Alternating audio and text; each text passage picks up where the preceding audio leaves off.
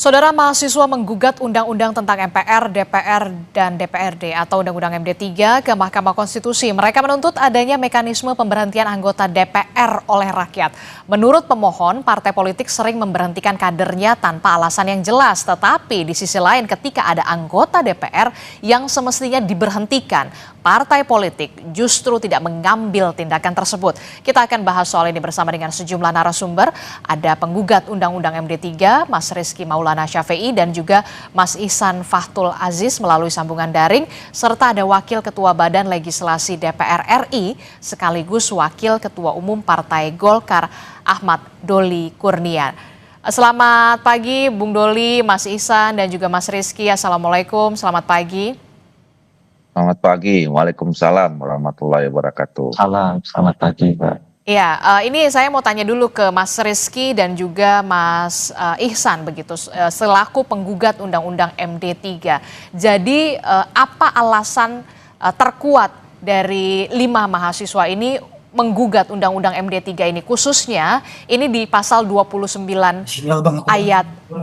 Silahkan Mas Ihsan atau Mas Rizky. Baik, terima kasih Mbak terkait dengan permohonan kami. Kami ingin mengklarifikasi bahwa permohonan ini masih dalam proses pemeriksaan dari Mahkamah Konstitusi. Dan apa yang kemudian menjadi alasan terkuat bagi kami, bahwasanya kami merasa adanya kerugian konstitusional sebagai warga negara yang juga sebagai pemegang kedaulatan rakyat untuk menilai, mengawasi, dan mengusulkan penarikan kembali terhadap wakil yang telah dipilih. Seperti yang kita ketahui bahwa ketentuan saat ini mekanisme recall yang hanya memberikan kewenangan kepada partai politik sehingga menciptakan sebuah yang namanya itu ketimpangan kesewenangan terhadap partai politik di dalam konstitusionalnya. Berarti ada ketimpangan antara partai dengan rakyatnya. Akibatnya adalah kami sebagai pemohon sekaligus pemilih di dalam pemilihan umum telah merasa kehilangan hak untuk berperan dalam penegakan akuntabilitas wakil rakyat. Sehingga hal tersebutlah yang mengakibatkan adanya diskriminasi di dalam warga negara Indonesia itu sendiri. Selain itu, di dalam draft permohonan kami telah disebutkan beberapa peristiwa faktual yang sepertinya sempat viral kemarin pada bulan Agustus yang berujung ricuh hingga menimbulkan kerusuhan di berbagai daerah. Hal tersebutlah yang menjadi tanda bahwa memang perlu adanya pengawasan bagi rakyat terhadap wakilnya di DPR. Mungkin itu, Mbak. Oke, Anda mengatakan ada keselewengan, kemudian ada eksklusivitas begitu ya, tidak ada hak rakyat yang sebagai pemilih begitu ya, hanya eksklusivitas di partai politik. Nah, kalau ke Mas Rizky, kalau dari sisi Anda, apa sebenarnya yang menjadi dasar terkuat akhirnya, oh ini harusnya DPR, MPR, dan juga DPRD, wakil rakyat kita, karena kita yang memilih, kita juga yang seharusnya bisa memecat anggota dewan yang terhormat ini. Mas Rizky. Baik, terima kasih.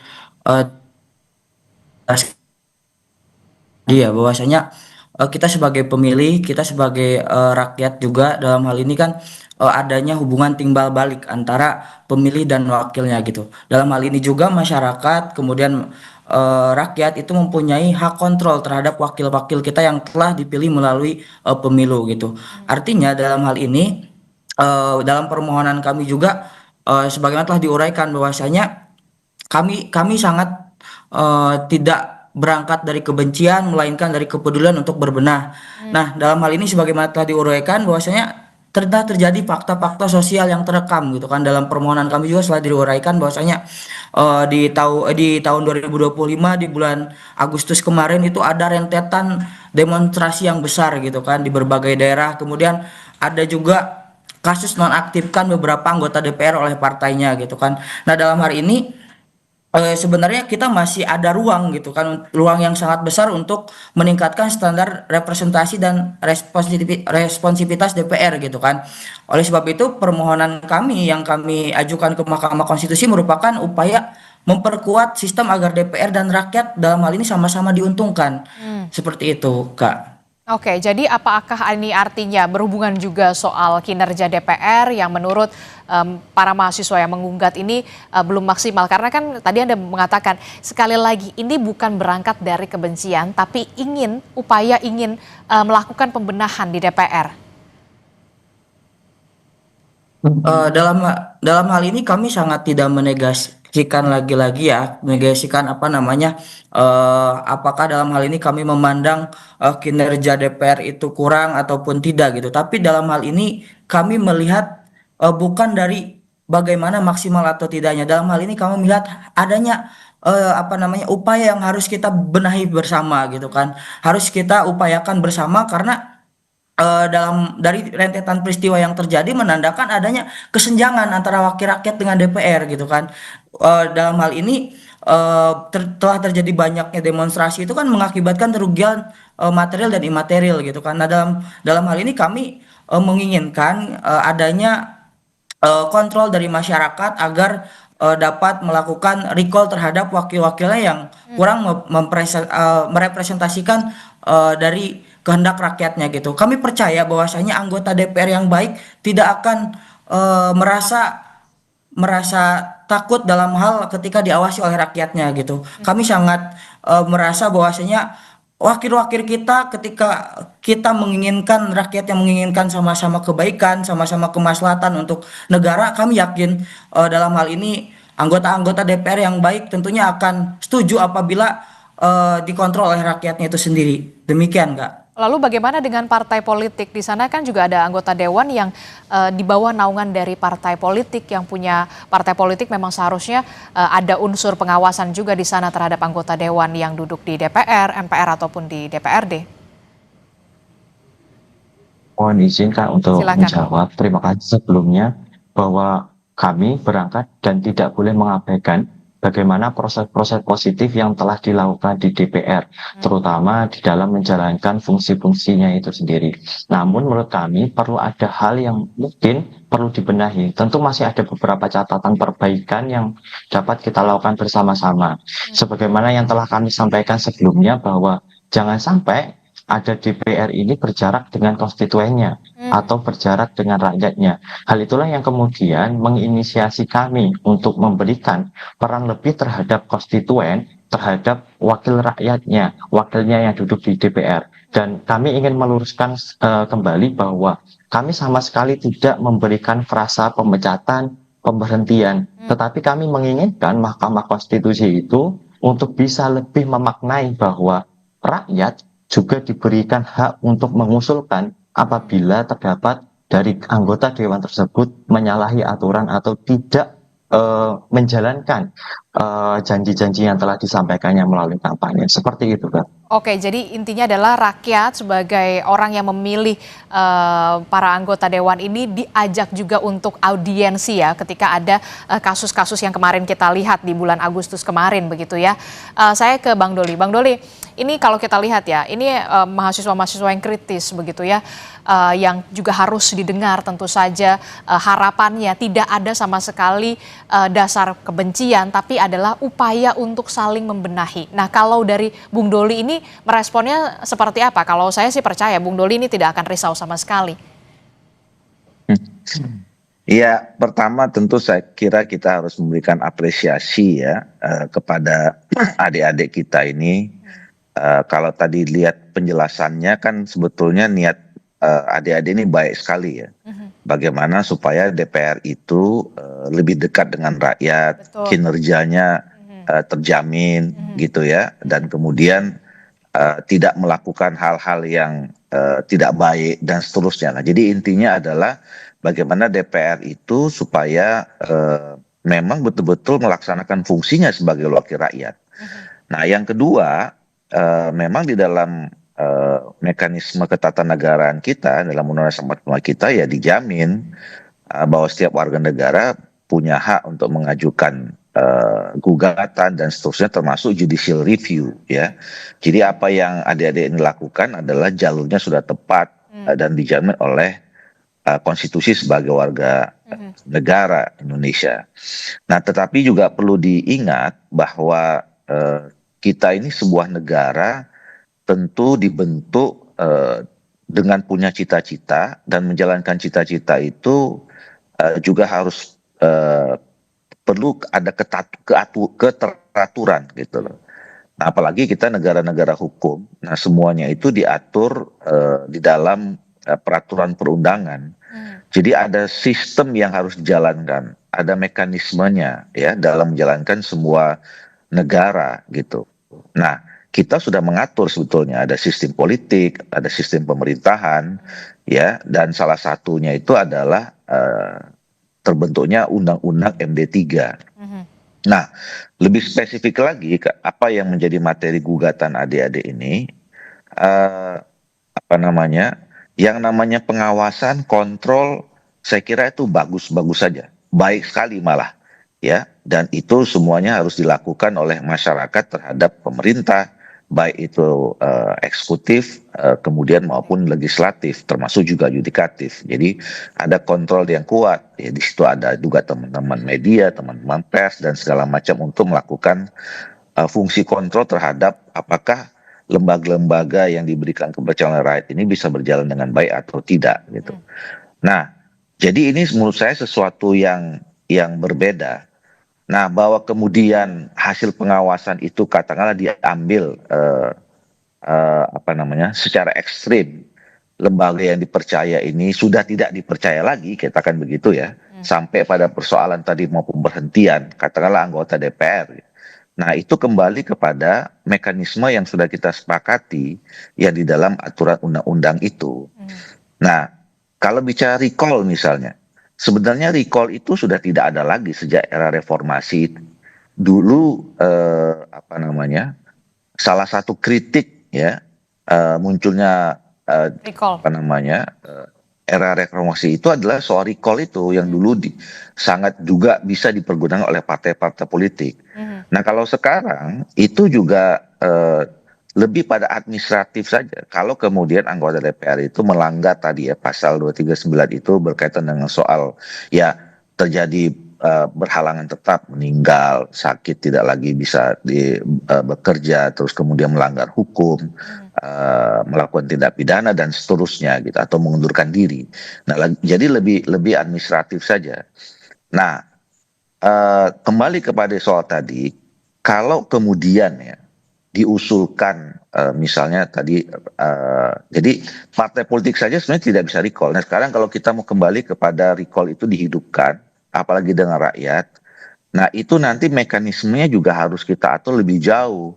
Dan menurut saya itu akan rumit. Ya, misalnya pertanyaan begini, saya misalnya dari daerah pemilihan A, dari Sumatera Utara 3, ya, kalau kemudian saya dinilai tidak perform gitu ya.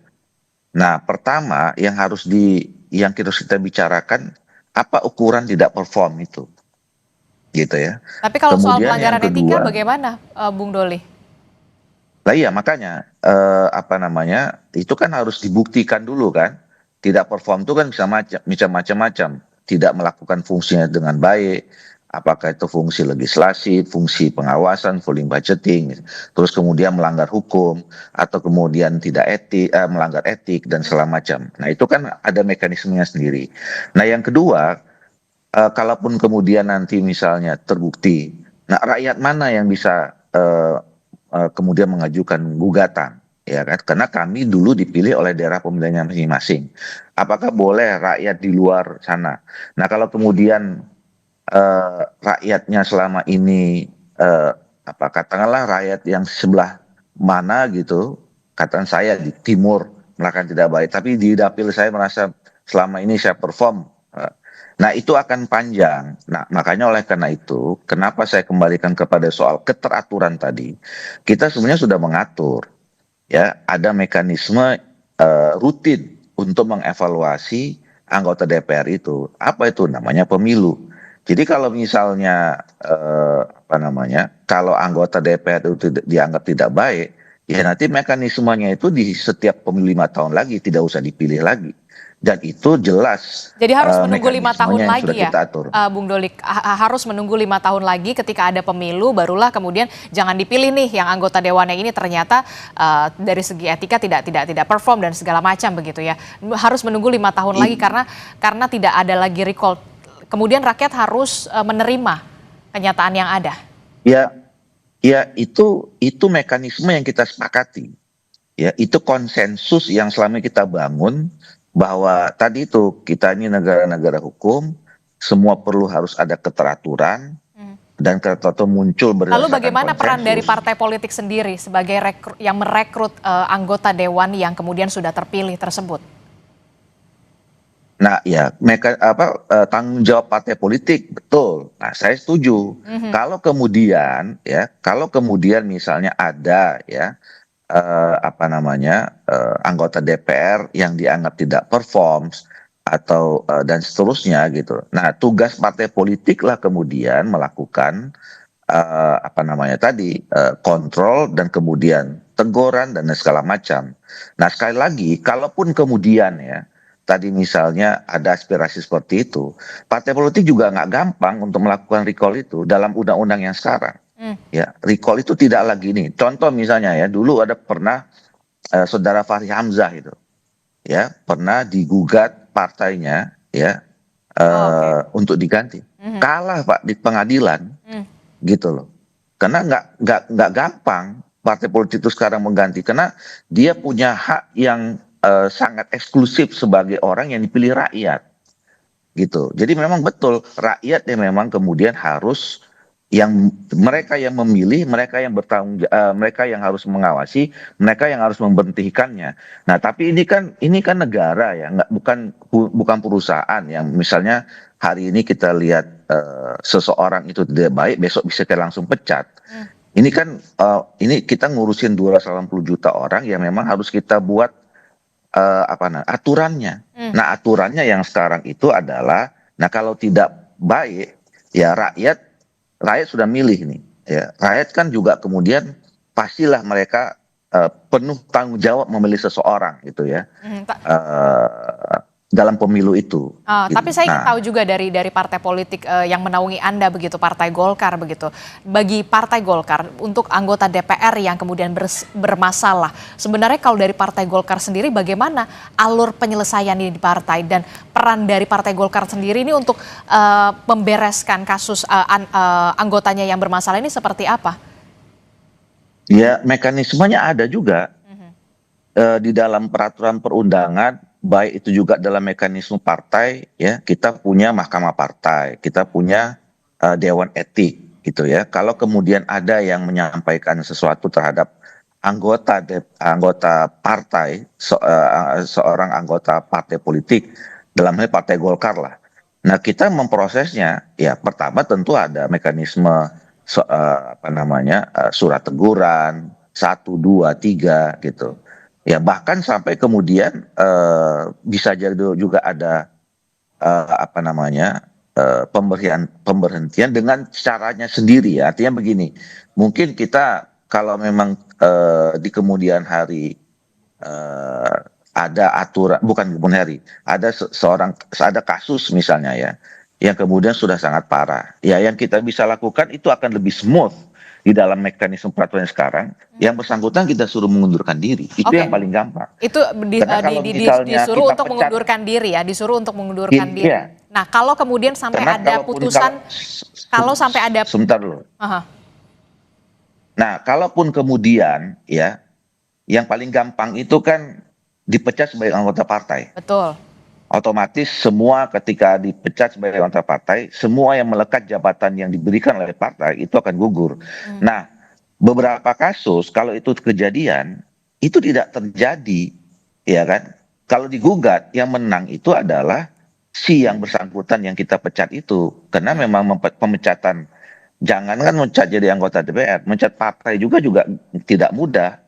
Kalau dimasukkan ke peradilan, ada beberapa kasus yang memang partai itu jadi kalah gitu. Oke. Saya ke Mas Ihsan atau ke Mas Rizky begitu ya. Nah, kalau kita sudah melihat penjelasan dari Bung Doli, tampaknya ini rumit sekali begitu ya. Bahkan sistem recall yang pernah ada begitu ya, kemudian di era reformasi, kemudian ini dihapuskan begitu. Nah, bagaimana Anda melihat ini nanti teman-teman dari mahasiswa, adakah kemudian win-win solution yang bisa diberikan oleh DPR, kemudian mahasiswa untuk bisa sama-sama saling ada upaya pembenahan di sana, ada upaya perubahan di sana untuk ke arah yang lebih baik? Mas Ihsan atau Mas Rizky, silahkan. Terima kasih Mbak. Kami sebagai para pemohon sebenarnya berangkat dari beberapa permasalahan, terutama terkait dengan kebuntuan kami sebagai masyarakat, terutama sebagai pemilih yang merasa ketika ada anggota DPR yang melakukan kesalahan, melakukan berbagai tindakan yang menurut kami membuat kami sudah merasa, oh ini perlu untuk kita berhentikan atau sudah melewati batas. Hal itulah yang kemudian tidak ada, kurang diakomodir di dalam khususnya Undang-Undang MD3 terkait dengan mekanisme pemberhentian. Di dalam pasal yang telah kami uji yang menjadi objek permohonan sudah jelas bahwa pasal 239 ayat 2 khususnya huruf D hanya memfrasakan menempatkan partai politik sebagai pengusul. Hal itulah yang kemudian menjadi upaya kami untuk berusaha kita benahi.